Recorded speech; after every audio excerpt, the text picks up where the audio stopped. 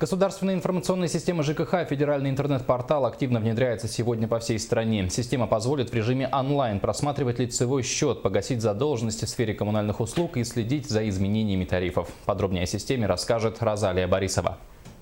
Полная информация об управляющей компании, качестве предоставляемых услуг, рейтинг организации, отчет о проделанной работе, информация о субсидиях. Один сайт должен собрать в себе всю информацию в области ЖКХ. Сама государственная информационная система – это такая информационная система, в которой будет обеспечиваться полнейшая информация по блоку жилищно-коммунального хозяйства по регионам, получается. Да?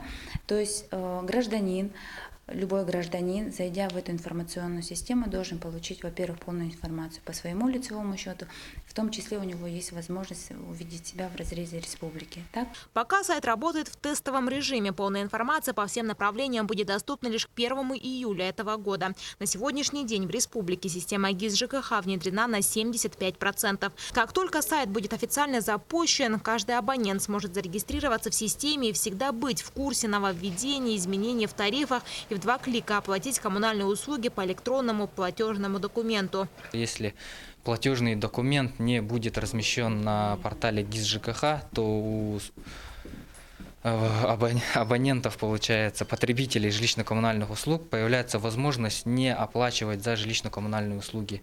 Также в случае расхождения информации в ГИС ЖКХ и платежного документа, который человек получает на руки, достоверной будет считаться та информация, которая размещена в ГИС ЖКХ.